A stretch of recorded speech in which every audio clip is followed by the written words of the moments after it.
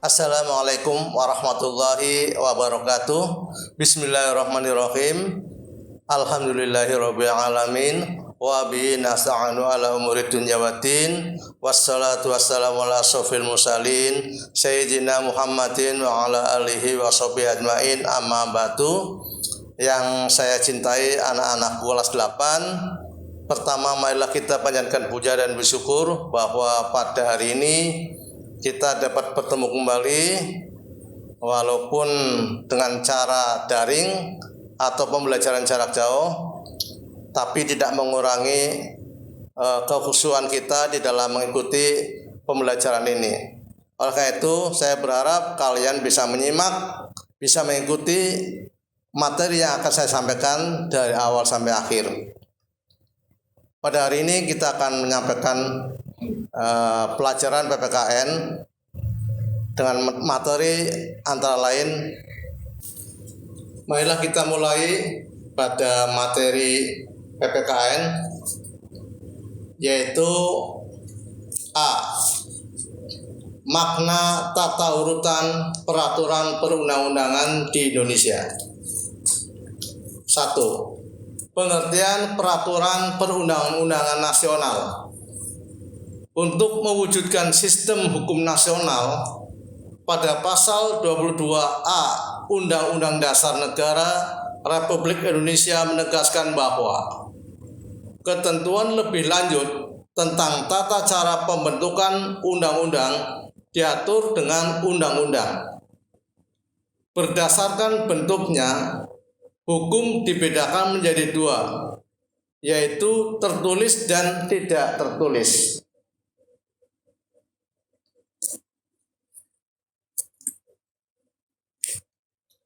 Dua, tata urutan peraturan perundang-undangan di Indonesia. Prinsip-prinsip atau asas umum yang berlaku dalam hukum yaitu sebagai berikut. A.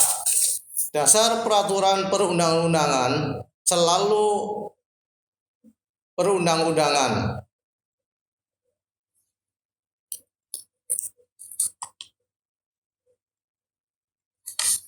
B. Hanya peraturan perundang-undangan tertentu saja yang dapat dijadikan landasan yuridis. C. Peraturan perundang-undangan yang masih berlaku hanya dapat dihapus, dicabut atau diubah oleh peraturan perundang-undangan yang sederajat atau lebih tinggi. D. Peraturan perundang-undangan yang baru mengesampingkan peraturan perundang-undangan yang lama. E. Peraturan perundang-undangan yang lebih tinggi mengesampingkan peraturan perundang-undangan yang lebih rendah. F. Peraturan perundang-undangan yang bersifat khusus mengesampingkan peraturan perundang-undangan yang bersifat umum. G. Setiap jenis peraturan perundang-undangan memiliki materi yang berbeda. Jenis dan hierarki peraturan perundang-undangan di Indonesia. Pasal 7 Undang-Undang Nomor 12 Tahun 2011 tentang pembentukan peraturan perundang-undangan terdiri atas A. Undang-Undang Dasar Negara Republik Indonesia tahun 1945. B. Ketetapan Majelis Pemusyawaratan Rakyat. C. Undang-undang peraturan pemerintah pengganti undang-undang atau Perpu. D. Peraturan pemerintah atau PP. E. Peraturan presiden atau Perpres. F. Peraturan provinsi daerah atau Perda provinsi. G. peraturan daerah kabupaten garis miring kota atau Perda Kabupaten garis miring kota. B. Proses penyusunan peraturan perundang-undangan. 1. Undang-Undang Dasar Negara Republik Indonesia tahun 1945. Dalam pasal 3 ayat 1 Undang-Undang Dasar Negara Republik Indonesia tahun 1945 disebutkan, Majelis Permusyawaratan Rakyat atau MPR berwenang mengubah Undang-Undang Dasar. Tata cara perubahan Undang-Undang Dasar ditegaskan dalam pasal 37 Undang-Undang Dasar Negara Republik Indonesia tahun 1945 secara singkat sebagai berikut. 2. A. Usul perubahan pasal-pasal diajukan oleh sekurang-kurangnya sepertiga dari jumlah anggota MPR dan disampaikan secara tertulis yang membuat bagian yang diusulkan untuk diubah beserta alasannya. B. Sidang MPR untuk mengubah pasal-pasal dihadiri sekurang-kurangnya 2/3 anggota MPR. C. Putusan untuk mengubah disetujui oleh sekurang-kurangnya 50% ditambah 1 dari anggota MPR. D. Khusus mengenai bentuk negara Kesatuan Republik Indonesia tidak dapat dilakukan perubahan.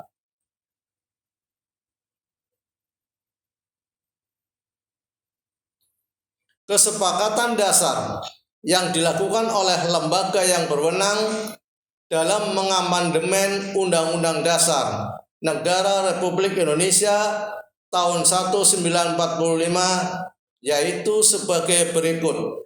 2. A.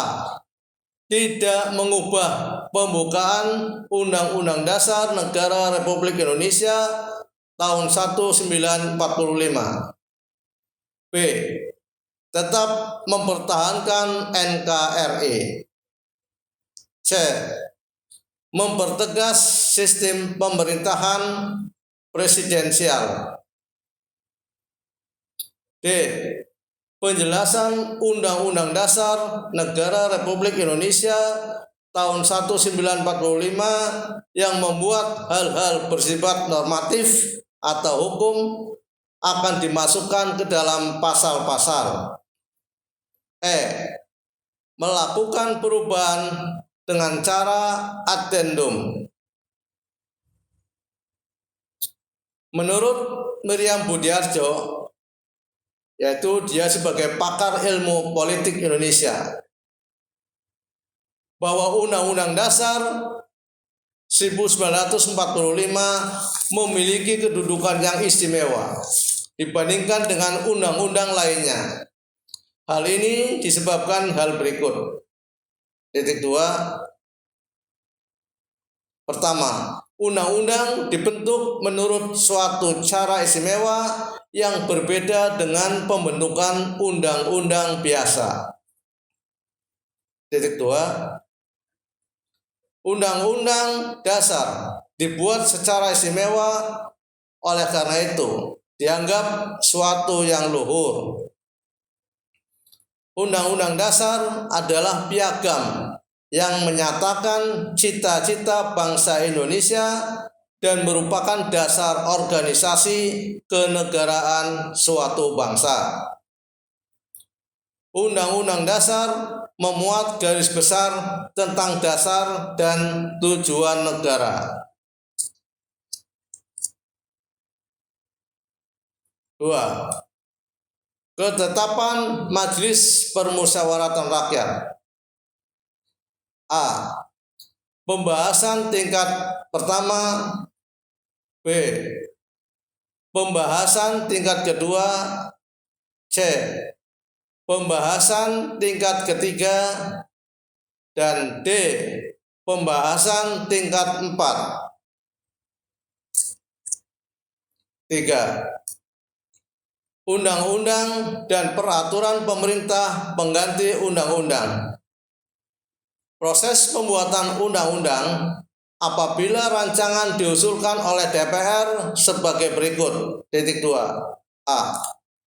DPR mengajukan rancangan undang-undang secara tertulis kepada Presiden. B. Presiden menugasi menteri terkait untuk membahas rancangan undang-undang bersama DPR. C. Apabila disetujui bersama oleh DPR dan Presiden, selanjutnya rancangan undang-undang disahkan oleh Presiden menjadi undang-undang. Proses pembuatan undang-undang apabila rancangan diusulkan oleh DPD sebagai berikut. A. DPD mengajukan usul rancangan undang-undang kepada DPR secara tertulis. B. DPR membahas rancangan undang-undang yang diusulkan DPD melalui alat kelengkapan DPR. C. DPR mengajukan rancangan undang-undang secara tertulis kepada Presiden. Presiden menugasi menteri terkait untuk membahas rancangan undang-undang bersama DPR. D. Apabila disetujui bersama oleh DPR dan Presiden, selanjutnya rancangan undang-undang disahkan oleh Presiden menjadi undang-undang. Perpu diatur dalam Undang-Undang Dasar 1945 Pasal 22 ayat 1, 2, dan 3 yang memuat ketentuan sebagai berikut. A.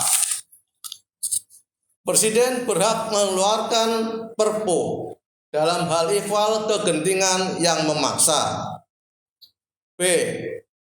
Perpu harus mendapat persetujuan DPR dalam masa persidangan berikutnya. C.